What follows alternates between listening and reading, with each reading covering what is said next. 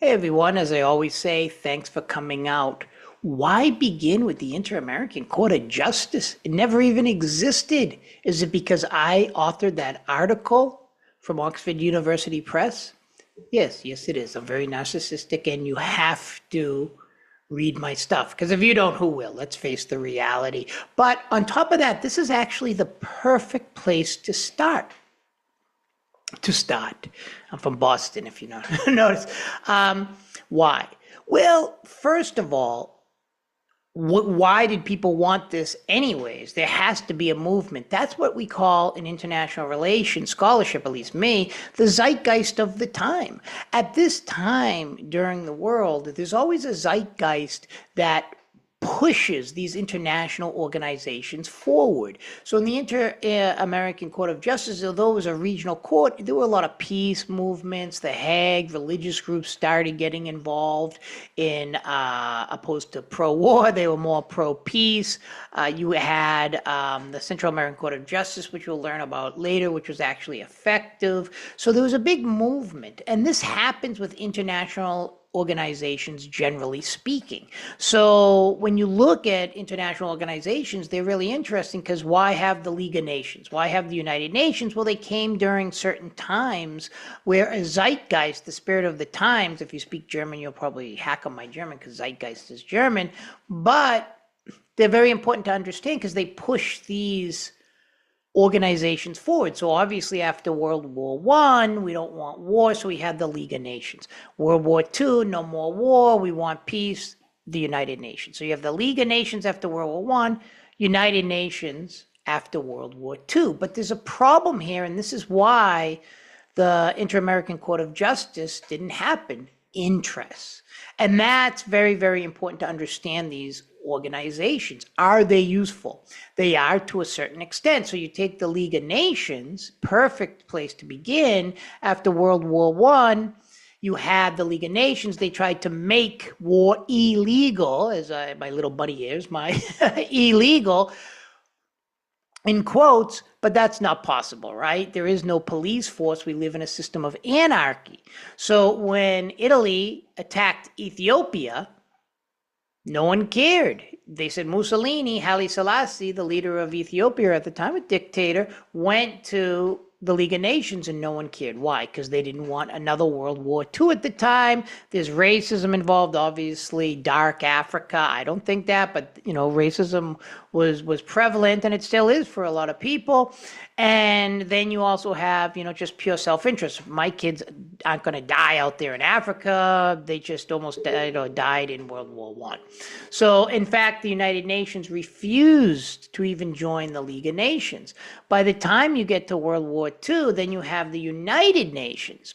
States really didn't want it, but then the Security Council, we only have the five major players. We've got China, we've got the Soviet Union, now Russia, France, although France wasn't really a winner in World War II, but we can debate that later, and obviously Great Britain, etc. So you have the powers that control the United Nations to a certain degree.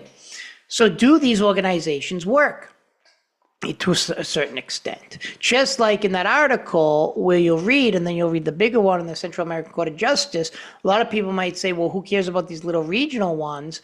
They're very, very important because they can address conflict, particularly between smaller states. So you take the League of Nations, even though it failed to stop World War II because of anarchy. Anarchy is a concept that basically says in the international realm, there is no 911, there is no police force. So these international organizations can't go in and stop the people. Like, you can call a cop if something happens to you, but there is no cop with international organizations.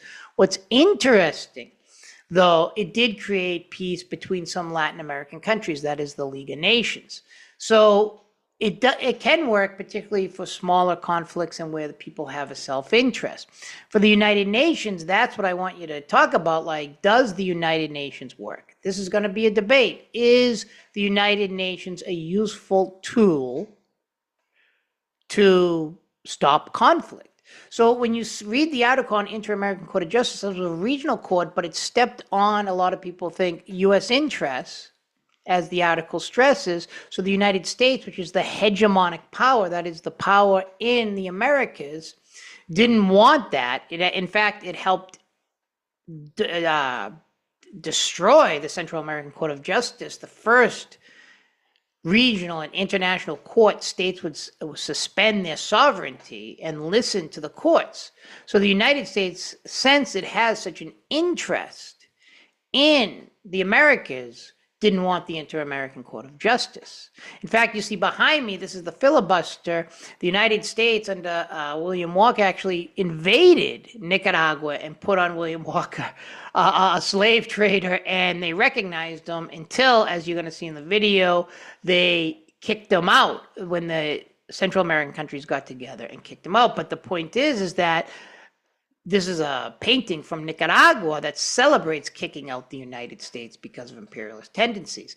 Now, is this just the United States? Absolutely not. China doesn't listen to a lot of the big cases in its expansion in the South Chinese Sea. That's why you've got the Philippines, bringing the United States bases back to balance China. Obviously, Russia in the Ukraine, we're going to get in a debate, is that legal or illegal? Iran, Israel, etc.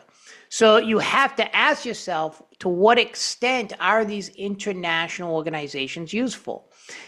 To a certain extent, for big conflict, as you see now, and even before, they aren't always that useful, but I think they serve an important purpose of going to the United Nations or League of Nations, or if the Inter-American Court actually existed, to put their grievances in.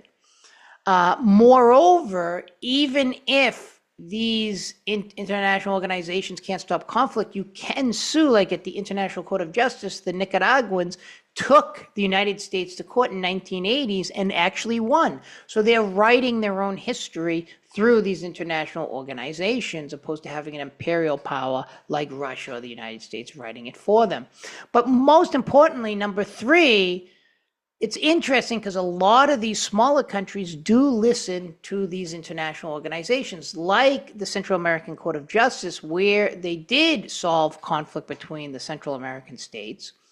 You also have, like, other conflicts somewhat resolved. Bolivia versus Chile, where Chile stole land from Bolivia, and now Bolivia is a landlocked country.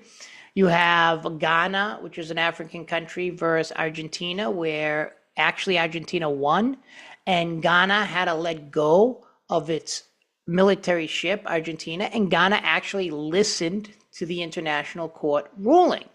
So I think in smaller countries, the United Nations and international organizations can be useful. We're going to see a video on refugees, the United Nations food program, which I actually work for, does help feed people. You have the United Nations refugee camps that can house people that otherwise wouldn't have housing. So it's international organizations, to begin this course. It's a mixed bag. On the one hand, a lot of people say, like Mearsheimer and theorists who subscribe to the realist theory, that international organizations are just window dressing for, and even dangerous because you think that they can solve big conflicts. But at the same time, they do a lot of good for people on the ground. And they can't always stop genocide like in Rwanda. And sometimes they don't even get created because of interests like the Inter-American Court of Justice. That's why that article is so important, to actually write about an organization that never even existed is quite interesting. But at the same time, they can do some good things. But the debate itself is going to be up to you. Should we be spending money on these organizations? Are they worth the money? Do other countries have to beef up their spending, etc.? So this is a pretty interesting class, and we're going to get really deep into a lot of these historical and topical issues. Take care, everyone.